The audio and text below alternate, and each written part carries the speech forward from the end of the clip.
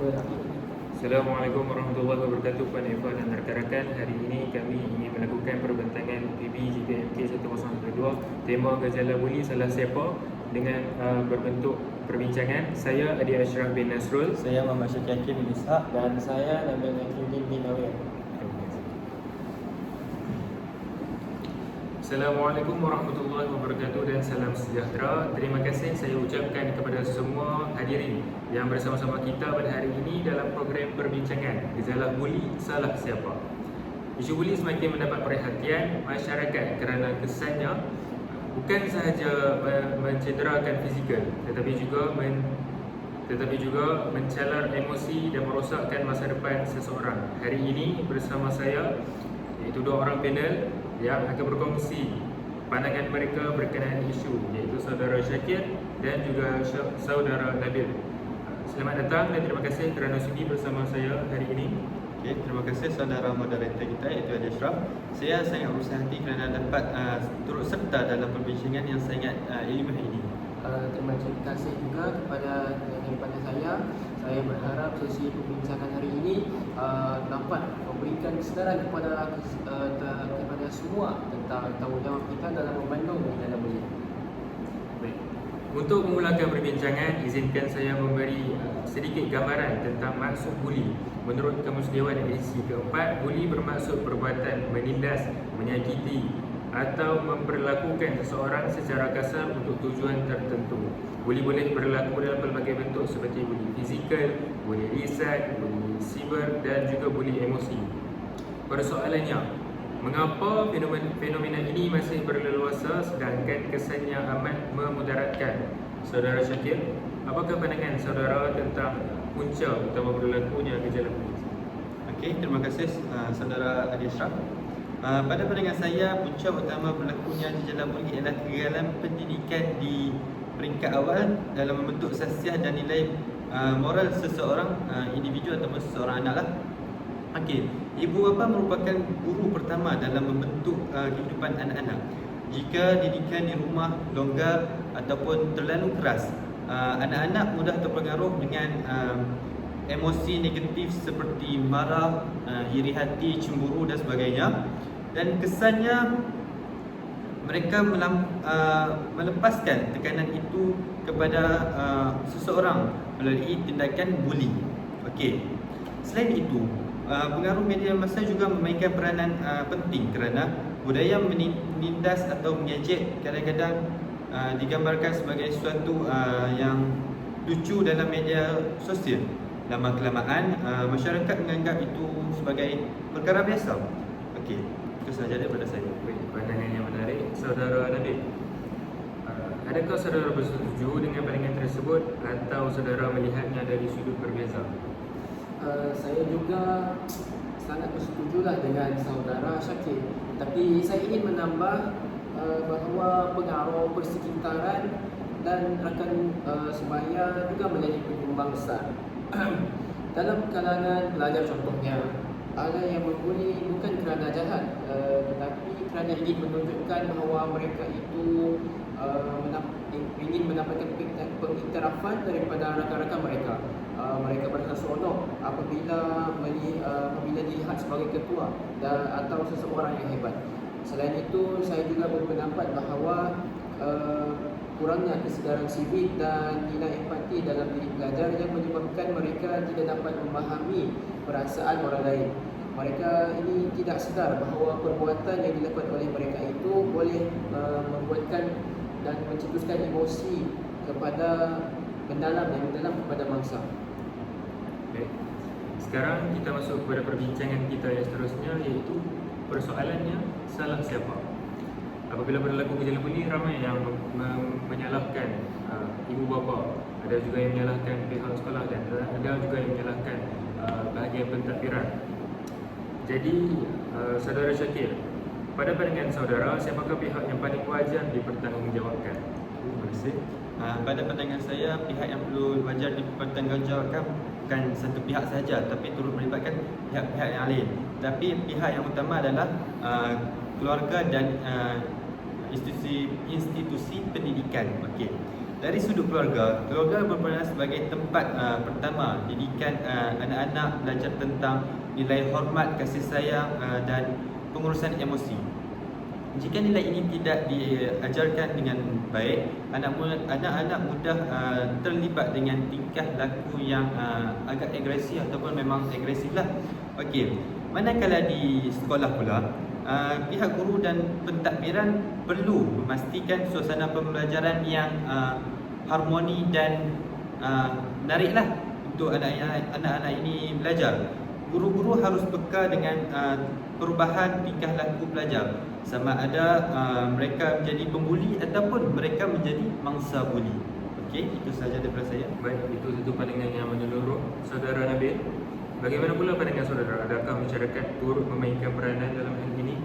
Ya, sudah tentu. Benar sekali. Masyarakat juga tidak boleh terlepas daripada tanggungjawab ini. Saya berpandangan bahawa masyarakat kini semakin menormalisasikan budaya mengejek dan memperlekehkan orang lain. Di media sosial kita dapat melihat bahawa komen yang berbentuk hinaan dan ejekan terhadap individu lain. Perbuatan seperti ini walaupun dilakukan secara maya, namun perkara ini tetap dikategorikan sebagai bully.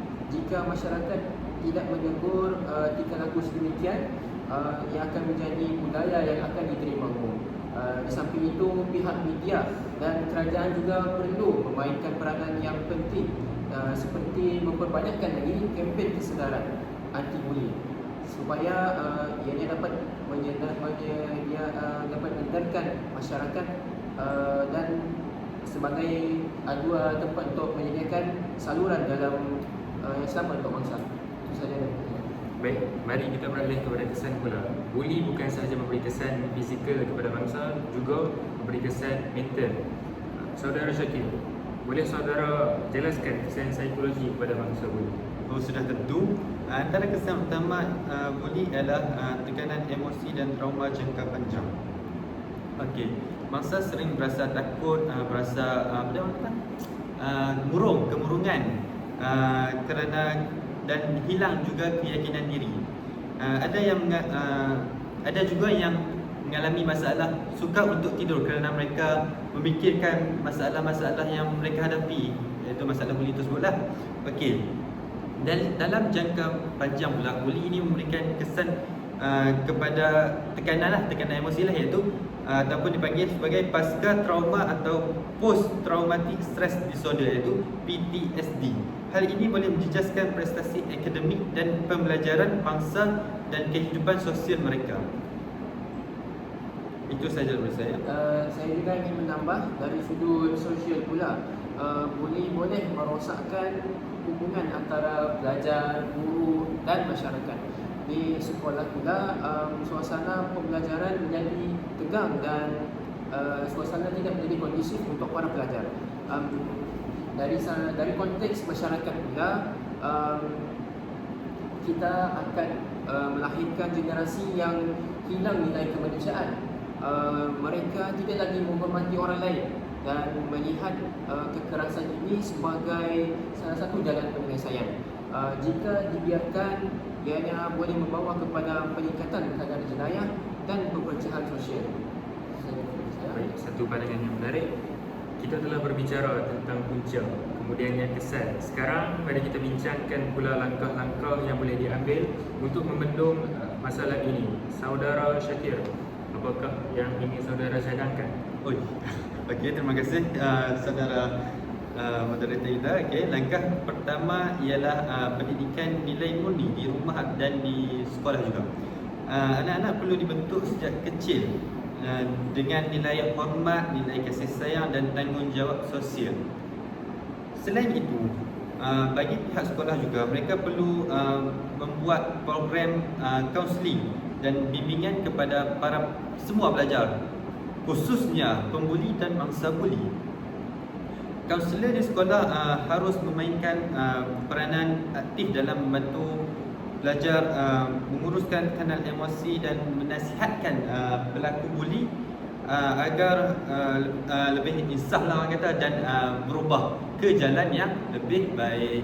Okey, itu sahaja daripada saya. Itu satu langkah yang penting, Saudara Nabil. Bagaimana pula langkah dari sudut masyarakat dan pihak berkuasa?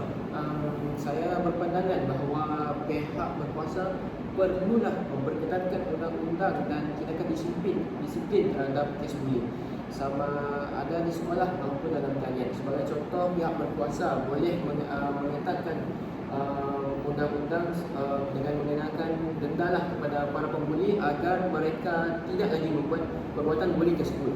Di samping itu, masyarakat juga perlulah bersikap prihatin jika melihat insiden buli ini. Janganlah masyarakat tersebut mendiamkan diri. Mereka perlu melaporkan kepada pihak yang berwajib, dan dalam masa yang sama, pihak media perlu memainkan peranan mendidik masyarakat melalui dokumentari, drama dan kempen kesedaran. Secara tidak langsung, gejala buli ini dapat dikurangkan melalui kita sebagai masyarakat. Itu saja daripada saya. Okey, maaf saya ada sedikit pandangan yang baru saya teringat. Dalam era digital ini, kita boleh kaitkan dengan pendidikan literasi cyber juga amat penting. Kerana pelajar perlu belajar cara menggunakan media sosial dengan berhemah dan bertanggungjawab. Mereka bukan mereka menggunakan media sosial ini untuk memalukan dan mengejek orang lain. Kerana hal ini merupakan satu tabiat buruk dan tak kenalah kita sebagai seorang pelajar untuk buat benda-benda tersebut. Kerana dia memberikan kesan yang banyaklah kepada kita, dan dia juga memalukan sekolah, ibu bapa kita. Ibu bapa kita lah yang paling utama. Itu sahaja daripada saya. Saya juga amat bersetuju dengan pandangan-pandangan yang diutarakan tadi. Setiap pihak, sama ada keluarga, sekolah, masyarakat ataupun kerajaan, mempunyai tanggungjawab yang tersendiri. Sebagai rumusan, perbincangan kita hari ini telah menjelaskan bahawa gejala buli merupakan masalah sosial yang kompleks dan berpunca daripada pelbagai faktor. Ia bukan sahaja salah pelaku, tetapi juga kelemahan sistem pendidikan, pengaruh rakan sebaya dan sikap masyarakat yang acuh dan acuh. Okey, benarlah apa yang dikatakan oleh moderator kita. Penyelesaian sebenar hanya dapat dicapai apabila semua pihak bersatu berganding bahu bagi awal dengan tebing, memainkan peranan masing-masing, dan ibu bapa juga perlulah mendidik dengan nilai yang kasih sayang secukupnya, bukan hanya sedikit kasih sayang tu. Dia haruslah beri kasih sayang secukupnya, dan pihak sekolah juga perlulah menerapkan nilai-nilai murni dan moral kepada pelajar mereka, agar pelajar mereka tidak terpesong ataupun tidak membuat perkara yang lara ataupun bukan-bukan. Dan bagi masyarakat pula, apabila mereka melihat seseorang pelajar ataupun seseorang individu itu dibuli ataupun membuli di hadapan mata mereka, mereka haruslah menegur mereka dengan 3 cara menurut Islam, iaitu tangan, hati, tangan, lisan dan juga hati. Kalau mereka menggunakan 3 cara ni, insya-Allah berkesan untuk mereka, dan pembuli itu akan insaf terus. Ini juga saya ingin menegaskan bahawa bangsa buli perlulah berani bersuara. Jangan takut untuk mendapatkan bantuan, dan setiap insan ini berhak untuk hidup dengan aman, selamat dan dihormati. Sebagai alhasil, dengan bangsa tersebut yang berani untuk menyuarakan pendapat mereka, sudah tentu mereka akan dapat hidup dengan aman, dan gejala buli ini akan dapat dikurangkan, dan seterusnya kes-kes buli ini di dalam sekolah ataupun di luar akan dapat dielakkan. Dan konklusinya, sebagai dalam peribahasa, berfakat berkat apabila semua pihak berganding bahu untuk menyekat gejala buli. Terima kasih kepada saudara Syakir dan juga saudara Nabil atas segala ucapan, pandangan dan segala papasan yang menarik sepanjang perbincangan kita hari ini. Semoga perbincangan ini akan membuka semua mata pihak untuk supaya menangani gejala buli ini dengan sebaiknya. Maka dengan ini saya ingin mengucapkan terima kasih kepada segala yang hadir dalam perbincangan kita ini.